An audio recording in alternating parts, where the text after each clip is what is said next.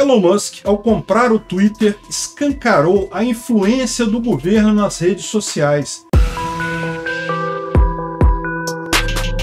Esse é o Visão Libertária, sua fonte de informações descentralizadas e distribuídas. Esse artigo foi sugerido e escrito por Quintessência, revisado por JJ Liber e narrado por mim, Peter Turgunia. A compra do Twitter pelo bilionário Elon Musk foi um dos assuntos mais comentados no ano passado. Não apenas o valor desembolsado pelo dono da Tesla, os nada modestos 44 bilhões de dólares, chamaram a atenção neste processo, todo o desenrolar da compra, com suas idas e vindas, ações judiciais, quase desistências por parte de Elon Musk, tudo isso tomou o noticiário por muito tempo. Porém, o que mais chamou a atenção, especialmente após a conclusão da compra do Twitter, foram as mudanças realizadas pelo próprio Musk na rede social. Um dos objetivos alegados pelo bilionário para a compra do Twitter foi garantir que a liberdade de expressão tenha prioridade máxima nessa rede social. A partir dessa premissa, Elon Musk começou a realizar uma investigação nos bastidores da empresa, tanto no aspecto de recursos humanos envolvidos, quanto no campo das informações que, até então, eram mantidas sob sigilo absoluto no Twitter. E como muita gente poderia esperar, o que ele descobriu foi uma extensa interferência do governo dos Estados Unidos na plataforma, com o intuito de defender determinados interesses de determinada classe política americana. Portanto, vamos contextualizar todo esse processo que culminaria naquilo que se tornou conhecido como os Twitter Files, os arquivos do Twitter. Logo ao assumir o comando da empresa, depois das muitas idas e vindas, em 27 de outubro do ano passado, Elon Musk iniciou um esforço para cumprir sua promessa de dar mais credibilidade e transparência ao Twitter, além de reduzir custos, é claro. Nos primeiros dias de comando da empresa, Musk demitiu o presidente executivo Parag Agrawal e vários outros diretores. Logo em seguida, o bilionário afirmou, utilizando sua própria rede social, que o pássaro foi liberado. Já no mês seguinte, Elon Musk demitiu metade dos 7.500 funcionários em atividade na empresa, sob a justificativa de enxugar custos para tornar a empresa lucrativa. Em dezembro, mais 100 funcionários foram demitidos por não assinarem um termo de confidencialidade enviado por e-mail. Nem mesmo a sede do Twitter aqui no Brasil ficou de fora. Diversos funcionários da empresa no país foram demitidos desde novembro, sendo que Musk determinou a demissão de todo o departamento responsável pela moderação de conteúdo, justamente um dos pontos mais sensíveis da gestão de Elon Musk no Twitter. Essas ações por parte do bilionário podem nos induzir à conclusão que a culpa do direcionamento político do Twitter para o espectro da esquerda era, no final das contas, de seus próprios funcionários. É certo que não se pode descartar a influência que os empregados do Twitter tiveram na manipulação de determinadas informações, na intenção de prejudicar a direita norte-americana. Nós, inclusive, já falamos sobre esse aspecto aqui no canal no vídeo Elon Musk enfrenta a revolução dos gerentes, o comunismo que aparece em empresas privadas. O link está na descrição. Porém, no caso do Twitter, o buraco é bem mais embaixo. O interesse particular de determinado funcionário ou grupo de funcionários pode sim ter impactado na direção ideológica adotada por determinada empresa. Isso, contudo, não é suficiente para fazer com que a organização como um todo se submeta a atitudes que poderão se reverter, no final das contas, em prejuízo para a própria organização. A única justificativa para a quantidade de medidas tomadas pelo Twitter para prejudicar determinados grupos ideológicos, afastando grande parte do seu público da plataforma, é a pressão política que a empresa sofria por parte do próprio governo americano. E essa convicção se torna mais forte quando analisamos a primeira grande ação de Elon Musk em seu objetivo de trazer mais transparência à plataforma, a liberação dos citados Twitter Files, ou arquivos do Twitter, um conjunto de documentos liberados por Musk para um grupo de jornalistas que vem sendo publicados com consistência desde o início de dezembro de 2022. Dentre os tópicos abordados pelo Twitter Files, aparecem questões como a criação de listas negras de usuários no Twitter, intervenção de agências estatais na plataforma e esforços coordenados para a promoção de censura e de desinformação. Por meio de diversas publicações, os jornalistas que tiveram acesso aos dados sigilosos do Twitter trouxeram à tona o grau de intervenção promovido pelo governo dos Estados Unidos naquela rede social, e com claro interesse de privilegiar uma narrativa progressista ligada ao Partido Democrata. Ironicamente, as publicações foram feitas no próprio Twitter. A seguir faremos uma síntese de todas as 14 partes do Twitter Files publicadas até este momento.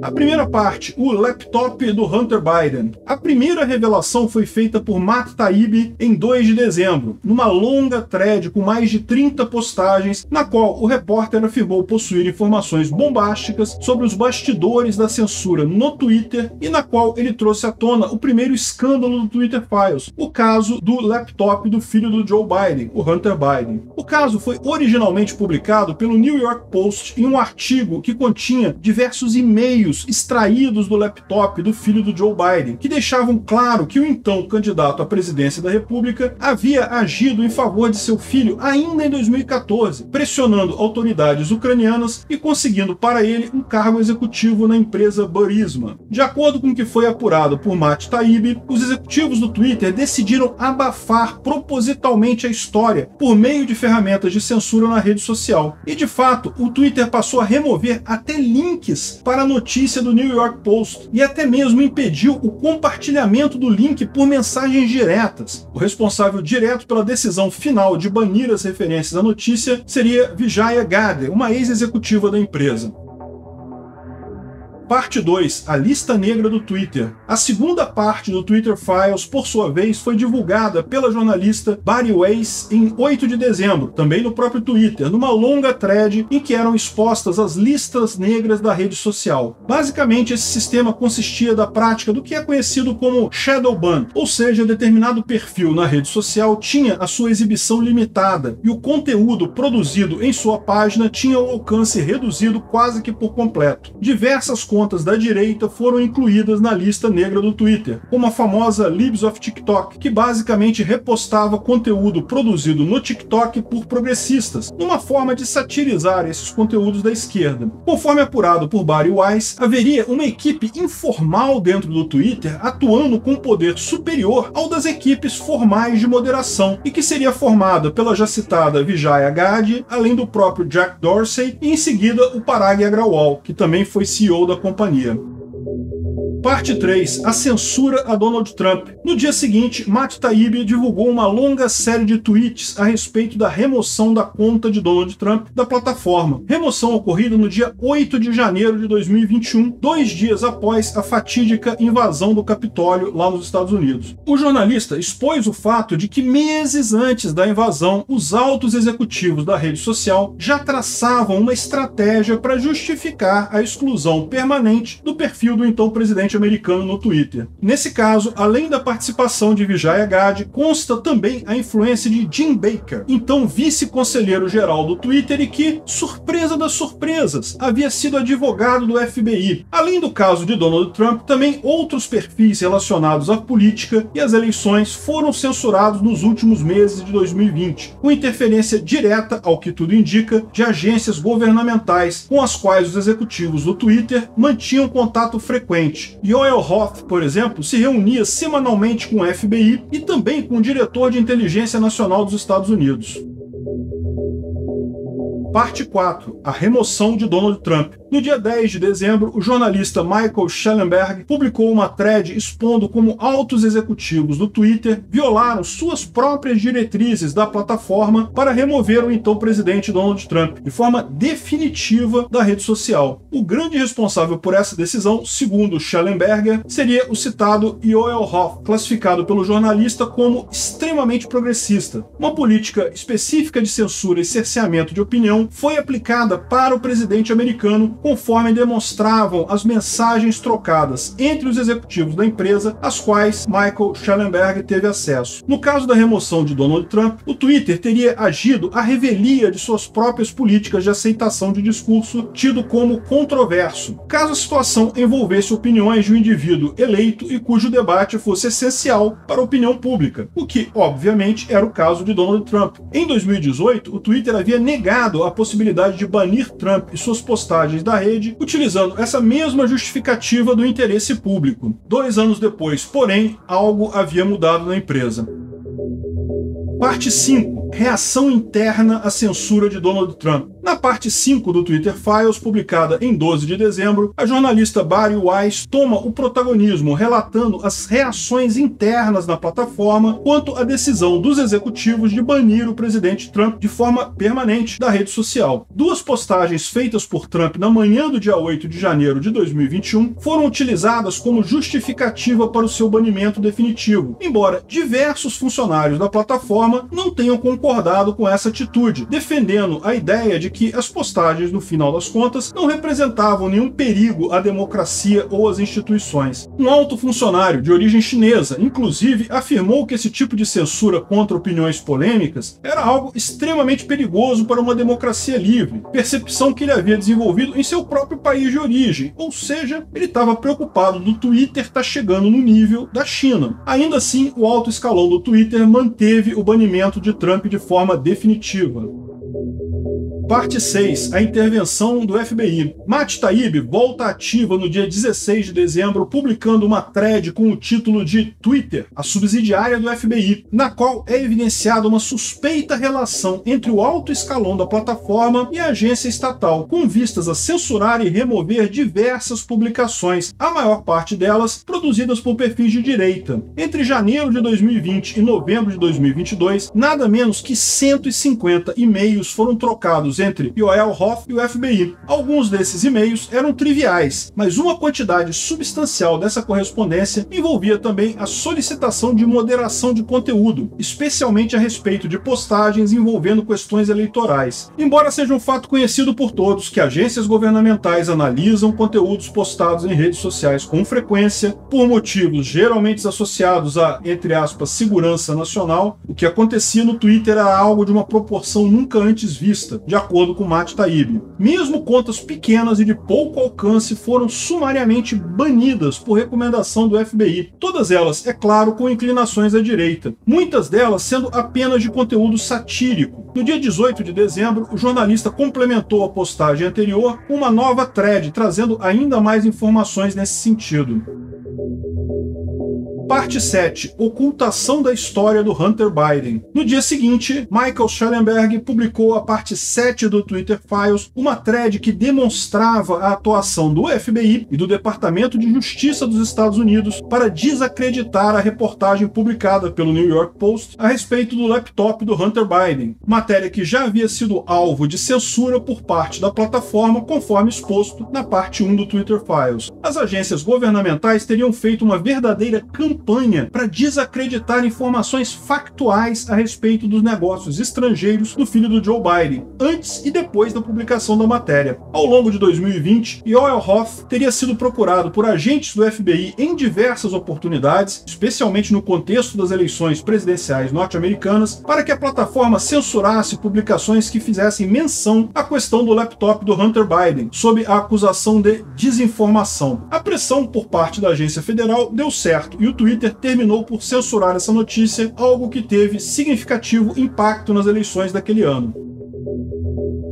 Parte 8. Relação do Twitter com o Pentágono. No dia 20 de dezembro, o jornalista Lee Fang, do site The Intercept, tratou da relação entre o Twitter e o Pentágono, afirmando que a plataforma auxiliou os militares em suas operações de influência nas redes sociais. Desde 2017, o Pentágono solicitava ao Twitter que amplificasse o alcance de determinadas contas da plataforma, contas essas que produziam conteúdo tido como estratégico pelos militares americanos. Naquele ano, um funcionário do Comando Central dos Estados Unidos teria solicitado ao Twitter um tratamento especial para 52 contas em língua árabe, responsáveis por publicar conteúdos que atendiam aos interesses do Pentágono. Essas contas foram colocadas em uma lista branca, que, ao contrário da já citada lista negra do Twitter, servia para dar mais visibilidade aos conteúdos postados por determinados perfis. Essas contas, em sua maioria, possuíam fotos de perfil genéricas ou criadas por inteligência artificial, e mesmo assim a plataforma aumentou o alcance de suas publicações e concedeu diversos outros benefícios. As postagens dessas contas geralmente se referiam a ações americanas no Oriente Médio ou carregavam um discurso fortemente anti-Irã ou de apoio à guerra no Iêmen. Em outras palavras, Twitter e Pentágono trabalharam juntos para manipular o discurso público a respeito de assuntos militares de alta relevância mundial.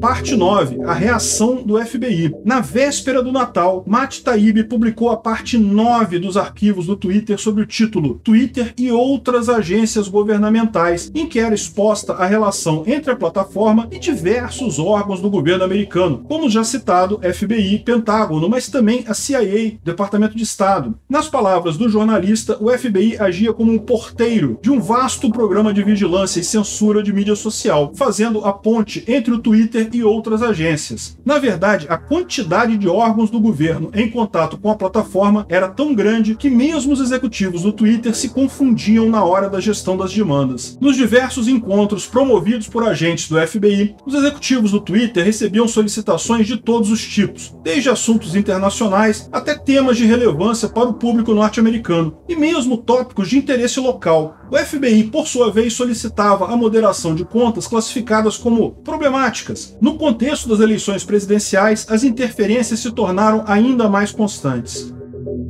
Parte 10. Covid. No dia 26 de dezembro, o jornalista David Zweig publicou a 10ª parte do Twitter Files sob o título de Como o Twitter manipulou o debate sobre a Covid, segundo o qual foi apurado por Zweig, a plataforma agiu em favor dos interesses do governo americano por meio de 3 ações principais: censura de informações verdadeiras, mas polêmicas, censura de perfis de médicos e especialistas que discordavam da opinião mainstream sobre a doença e suprimindo usuários comuns ao menor sinal de manifestação de opiniões tidas como controversas. A manipulação de informações por parte da rede social atingiu seu auge após a posse de Joe Biden, momento no qual o governo americano solicitou ao Twitter a remoção de diversas contas que classificou como anti-vaxxers. A plataforma atendeu essa solicitação e ainda colocou um selo de advertência em contas que publicavam informações contrárias ao discurso estatal sobre a doença, inclusive na conta de um famoso epidemiologista de Harvard.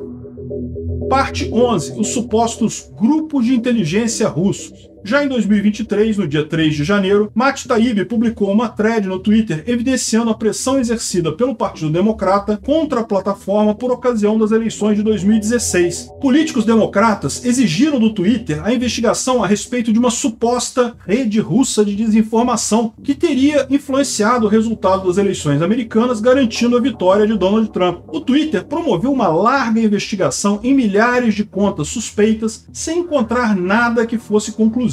Isso, porém, não foi suficiente para o Partido Democrata, que passou a ameaçar o Twitter com a possibilidade da aprovação de uma lei federal restringindo as atividades da plataforma.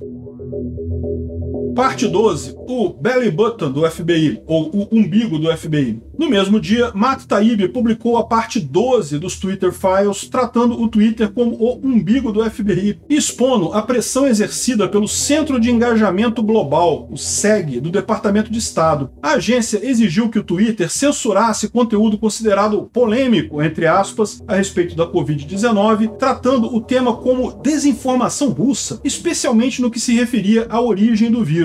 Além disso, o SEG também solicitou a remoção de uma lista de perfis da plataforma, lista essa que chegava a inacreditáveis 250 mil nomes. Aos poucos, o Twitter foi perdendo a capacidade de negar os pedidos feitos pelas agências governamentais e as interferências se tornaram cada vez mais constantes e intensas. Parte 13. O lobby da Pfizer. No dia 9 de janeiro, Alex Berenson expôs em seu perfil no Twitter a parte 13 dos arquivos da plataforma, uma série de postagens que evidenciava o lobby feito pela Pfizer, grande fabricante de vacinas, junto ao Twitter, no intuito de censurar postagens que questionassem a eficácia das vacinas fabricadas pela empresa. Scott Gottlieb, que havia sido conselheiro do FDA, autoridade farmacêutica norte-americana, a Anvisa de lá, e que é atualmente membro da diretoria da Pfizer, enviou um e-mail a Todd O'Boyle, o homem forte do Twitter junto à Casa Branca, solicitando a censura de uma postagem que poderia ser corrosiva para os interesses da empresa. O'Boyle solicitou então ao Departamento de Resposta Estratégica que atendesse ao apelo do ex-conselheiro do FDA e, embora o departamento tenha relatado que a postagem em questão, que afirmava que a imunidade natural é superior à imunidade adquirida por meio de vacinas, não violasse nenhuma regra da plataforma, ela ainda assim foi censurada e teve seu alcance drasticamente reduzido.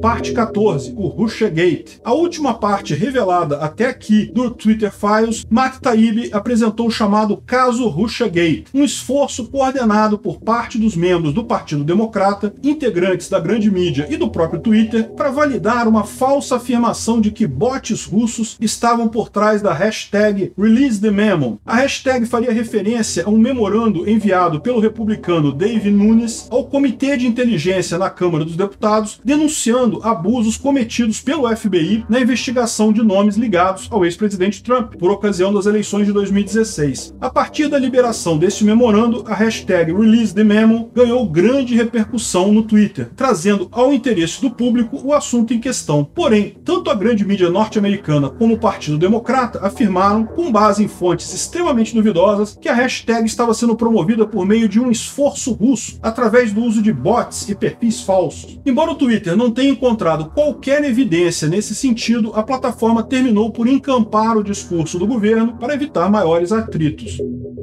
Todos os pontos expostos por Matt Taibbi e seus colegas jornalistas deixam claro que, muito além do viés esquerdista que o alto escalão do Twitter venha a possuir, o fato é que a interferência de agências estatais na plataforma foi a maior responsável pelos eventos de censura e desinformação veiculados pela rede social nos últimos anos. Não se trata de uma gestão tendenciosa do Twitter promovida por seus ex-diretores, mas de uma intromissão do Estado americano nas políticas privadas de uma rede social, violando todos os princípios de independência que poderiam se esperar na relação entre governo e agentes privados. O Twitter Files mostra a realidade de que os governos se valem dessas grandes redes sociais para promover sua própria ideologia e seus próprios interesses. Esqueça essa história de que o Estado é responsável por combater fake news, ou o Estado tem que regulamentar as redes sociais para que elas não sejam tendenciosas. Não, o Estado é isso sim, o maior promotor de notícias falsas, e o seu real interesse não é a busca pela verdade objetiva coisa alguma, mas sim manipular a realidade e formular ao redor dela a sua própria verdade, aquela verdade validada pelos órgãos de censura estatal. Não, o grande problema do viés ideológico do Twitter não eram os seus diretores, seus funcionários ou mesmo seu presidente. O problema sempre foi o governo dos Estados Unidos. Numa sociedade livre, as empresas tomariam decisões mais sensatas para fidelizar seu público e assim garantir um lucro cada vez maior. Afinal das contas, o lucro é o objetivo de uma empresa privada. Mas, num livre mercado, esse lucro só pode ser obtido se os interesses dos clientes dessa empresa forem atendidos. E quanto mais clientes uma empresa tiver, maior vai ser a chance de que ela, de fato, venha a dar lucro. Essa própria tendência natural do mercado é responsável por tornar a sociedade mais inclusiva, menos preconceituosa e mais aberta. Uma empresa que, por exemplo, impeça pessoas de uma determinada etnia em seu estabelecimento, terminará por sofrer prejuízos. Em primeiro lugar, porque terá menos clientes, uma vez que as pessoas dessa etnia específica deixarão de consumir seus produtos e serviços. Em segundo lugar, porque muitas pessoas que reprovam esse tipo de atitude discriminatória também deixarão de frequentar o estabelecimento. Com menos cliente, o lucro será melhor, a empresa racista começará a perder espaço para seus concorrentes, que aceitam um público mais abrangente e menos discriminatório. Uma rede social, por esses mesmos motivos, terá todos os incentivos para criar um ambiente agradável para seus usuários. Ela terá certamente mecanismos para combater racismo, discurso de ódio, perseguição de minorias, mas sem cair no excesso de controle e censura e sem tender para lado nenhum. Simplesmente porque a empresa quer lucrar, e esse equilíbrio ideal é o cenário mais vantajoso. Por isso, as redes sociais, numa sociedade plenamente livre, trabalhariam nesse sentido. Porém, não é isso que temos hoje, porque a constante Estado faz parte da equação. Ao contrário do que acontece no livre mercado, o Estado não tem necessidade de agradar seus clientes, pelo simples fato de que o Estado não tem clientes. Sua estrutura é financiada por pagadores de impostos de forma coercitiva, e esses mesmos não possuem a possibilidade de simplesmente trocar o prestador de serviço. O Estado, portanto, utiliza-se da censura de forma recorrente para privilegiar seus próprios interesses, ainda que isso se reverta em prejuízo para empresas e clientes. Distorção de informações e favorecimento de grupos tendem a prejudicar o negócio, e a grande prova disso é que o Twitter dá gerava prejuízo constante. Mas para o Estado, isso não faz diferença, porque ele não será prejudicado. Aliás, as piores políticas de racismo já aplicadas em toda a história foram concebidas e mantidas pelo aparato estatal, o que faz dos estados os maiores entes racistas que já existiram. Ao abrir a caixa preta do Twitter, pelo menos parcialmente, uma vez que é bem provável que exista ainda muita coisa a ser ventilada, Elon Musk fez uma ótima manobra no intuito de desvincular a empresa, de uma vez por todas, do controle indireto estatal, escancarando as absurdas intervenções das esferas estatais na gestão do Twitter. O bilionário pode ter dificultado futuras intervenções por parte do governo americano. Talvez, ao tirar o Estado do seu caminho, pelo menos nesse aspecto, Elon Musk consiga entregar o que prometeu ao comprar o Twitter: uma rede social livre de censura e de intervenções arbitrárias, motivadas, em sua maioria, como vemos agora, por interesses estatais. Obrigado por sua audiência. Se você gostou desse vídeo, clique no ícone de curtir abaixo e compartilhe o vídeo em sua rede social. Se você deseja ser notificado de outros vídeos, clique em se inscrever e depois no ícone da campainha. Até a próxima!